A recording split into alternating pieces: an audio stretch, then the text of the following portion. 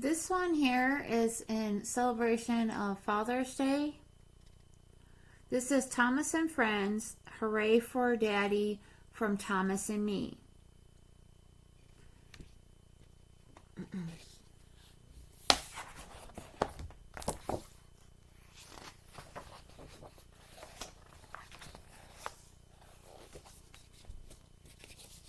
So this is the first page.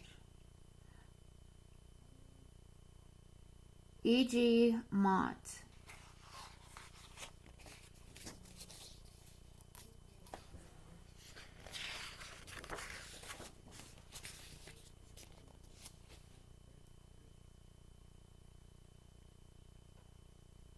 First published in Great Britain in 2019 by Egmont UK Limited, The Yellow Building.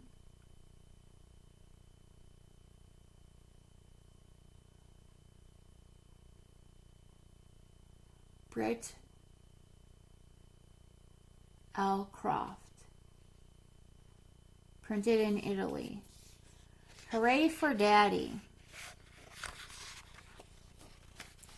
My daddy is as fast as Thomas the Tank Engine. Peep, peep.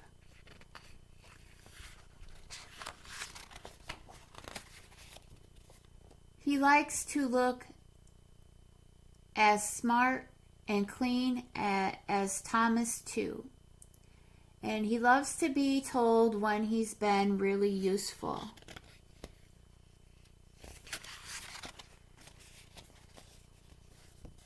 My daddy likes spending time out in the fresh air.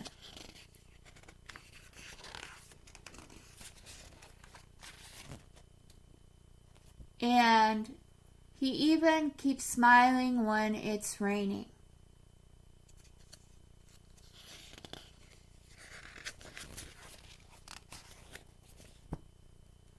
He's as strong and as Cranky the Crane. He's as cheerful as Toby the Tram Engine. Just like Harold the Helicopter, he always comes to the rescue. And like Bertie the Bus, he always gets us there on time. My daddy loves to celebrate special days with his friends. Sometimes he can be a little bit bossy like the Fat Controller. And he can cause mischief, but never as much trouble as the troublesome Trucks. My daddy always has a smile for everyone. He's not afraid of the dark. In fact, he's not afraid of anything. And he never seems to run out of steam, even when he's been working from morning until night.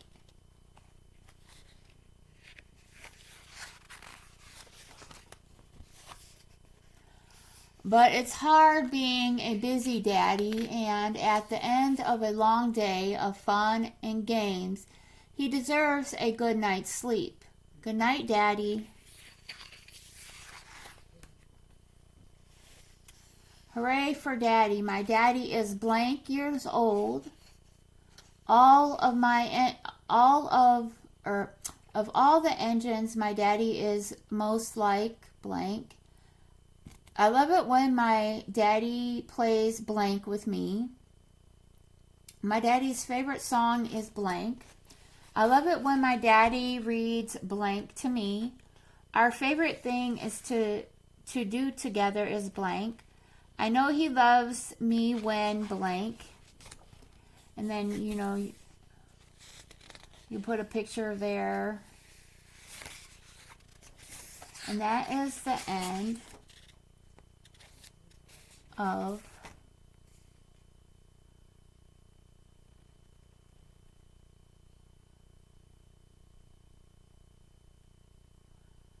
the story. And the 3 railway engines was first published in 1945.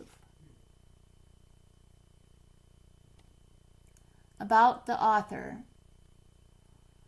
The Reverend AWDRY was the creator of 26 little books about Thomas and his famous engine friends, the first being published in 1945. The stories came about when the Reverend's 2-year-old son Christopher was ill in bed with the measles.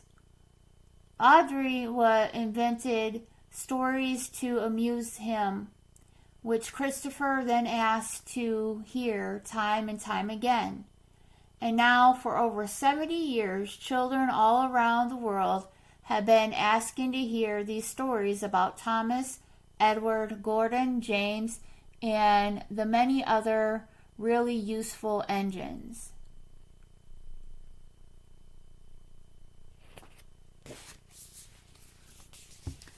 That is that one. Then we have Thomas the Tank Engine, A Day at the Football. Based on the Railway series by the REV AWDRY. And then here it has the list of all the engines and so forth in the story. We have a map. The island of Sodor.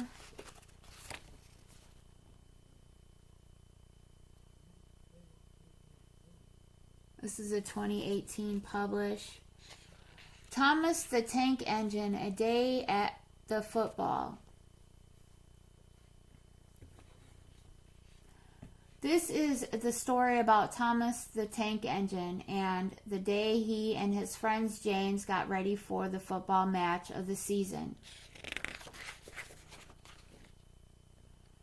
It was an exciting day on the island of Sodor. Sodor United was playing Barrow in the biggest football game of the year. The fat controller arrived at Tidmouth Sheds to give the engines their jobs. "I'm going to be the referee," he said proudly. "Thomas and James, I want you to work as a team to get the fans to the football ground at AWDRY.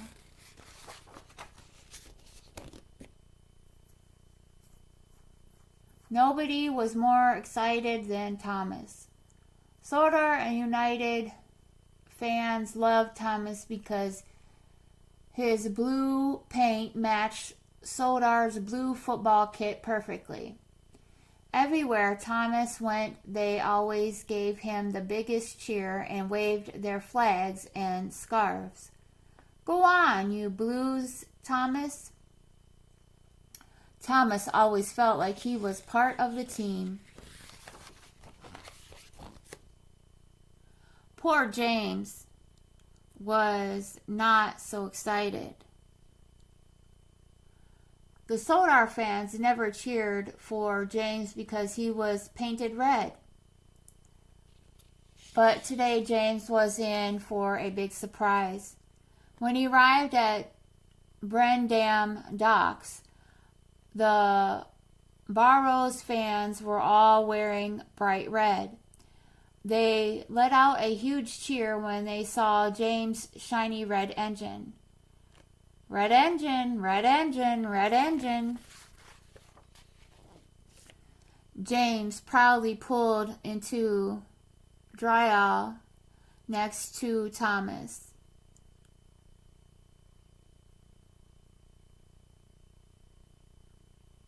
"Look, the Barrow fans are wearing red," puffed James. "It's Reds playing Blues at the football today." "Who do you think can take their fans to the game the fastest, Reds or Blues?" Thomas asked with a smile. "Let's have a race." James chuffed away quickly and steamed out in front. Thomas was catching up. Too fast, too fast, too fast, called out Annie and Clarabelle. Uh-oh, red signal, James, screeched to a stop.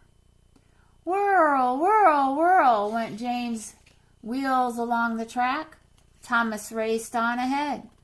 Blues are the best, blues are the best. Thomas and James raced around Sordor.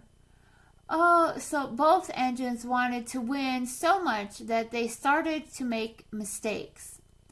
Thomas rushed through the station, leaving the Fat Controller on the platform. Thomas was supposed to take him to the game. Thomas, stop!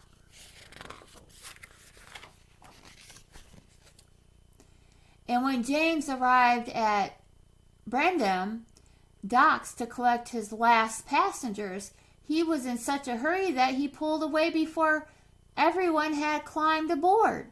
He didn't realize that his last passengers were the Barrow football team. Thomas and James had no idea. Oh, no, James, come back. Thomas and James had no idea the trouble they had caused as they screeched to a stop at the pitch. Thomas and James both thought they had won the race, but soon realized the game had not started. The Fat Controller arrived with the Barrow football team. He was very cross. You were meant to work together today, not against each other, he said. I'm giving you a yellow card as a warning. If you cause any more trouble, you will be given a red card and you won't be allowed to watch the match. Thomas and James felt terrible. They had nearly ruined the biggest football match of the year. Suddenly the fans began booing. The trophy is missing, cried the Fat Controller. I don't know where I left it. James, if we work together, we can find the trophy and be back before the game is over, said Thomas. This time they were determined to show the Fat Controller that they were a really useful team. Thomas raced to the docks where the Fat Controller had been to greet some fans. No trophy there. Thomas headed to the sports shop where the Fat Controller had been to pick up a new whistle.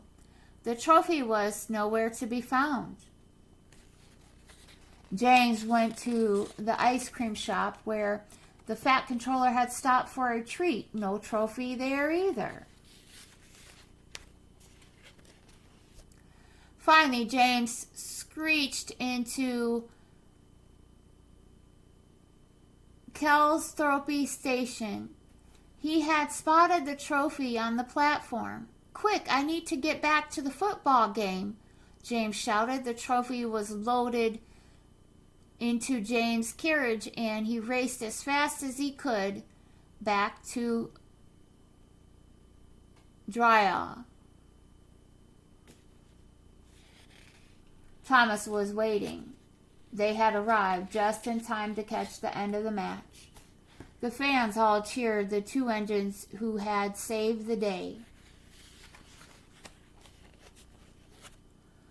Well done, engines, cheered the Fat Controller. You make a great team. Just then, the football shot off the pitch and landed with a pop right in Thomas's funnel.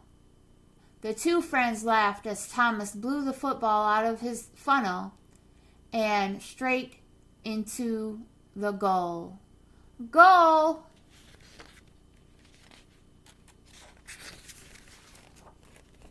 And that is the end of that story. Then the last one is the Snowy Special. When snow came to Sordor, Henry was the only engine who didn't get stuck. He thought his trucks must be lucky, but how would Henry get on without his lucky trucks?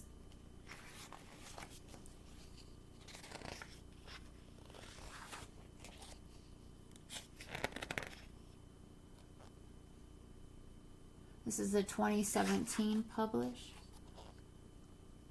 Winter had arrived on Sodor, and the island was covered with snow. The tracks were icy and slippery, and many of the lines were blocked by snowdrifts.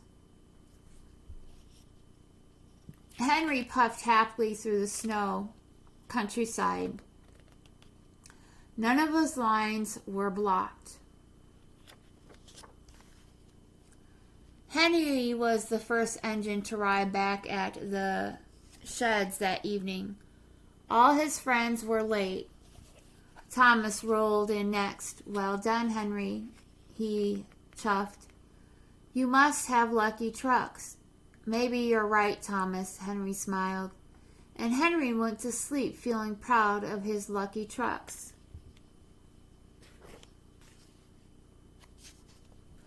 But the next morning, Henry's luck trucks weren't in the yard, Henry gasped. "Edward took your trucks," Thomas explained. "He is delivering coal to the villages." The fat controller arrived. "A delivery of presents is waiting for at the airport," he told Henry. "You must take a gift to all the children in the villages."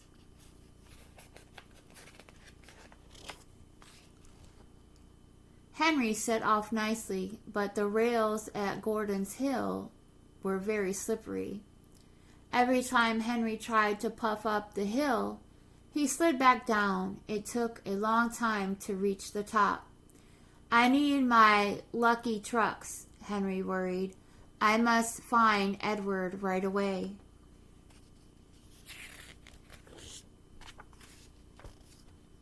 Henry steamed on through the snow, but soon he had to stop.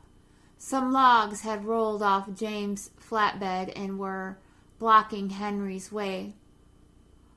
"Bust my buffers," cried Henry. "This would never have happened if I'd had my lucky trucks." "You should be at the airport," James snorted. "Not without my lucky trucks," Henry replied. "I must find Edward first."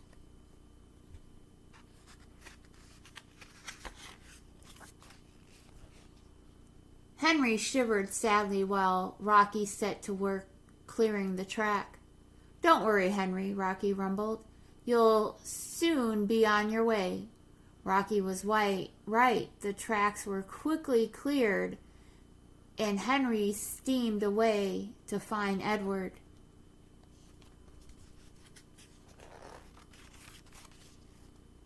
But everywhere that Henry chuffed, there were more delays. "Henry, please, Thomas," Henry wheezed.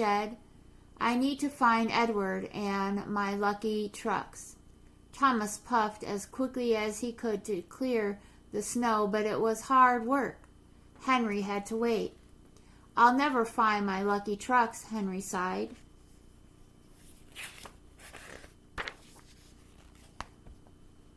But at the frosty forest, Henry did find his lucky trucks, and Edward too.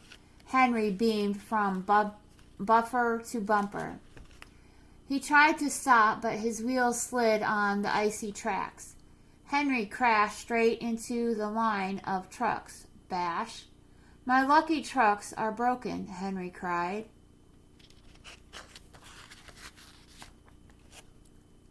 Henry sat sadly in the snow. He didn't want to go anywhere without his lucky trucks. "But they're broken," said Edward, "and the presents still need collecting." Henry thought about how sad the children would feel if they didn't have a present to open. "I must get to the airport," he puffed, "with or without my lucky trucks."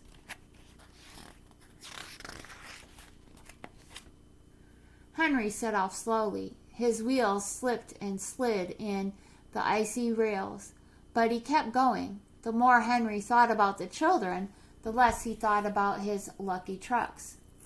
At last, he arrived at the airport. He collected the presents and puffed away to begin his deliveries.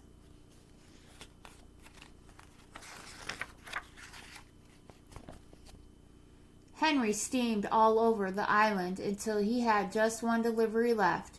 Some children were waiting for him at the station. "Hooray for Henry," they cheered. "I didn't need my lucky trucks after all," Henry smiled. And when he looked at the children's smiling faces, he felt like the luckiest engine on Sodor.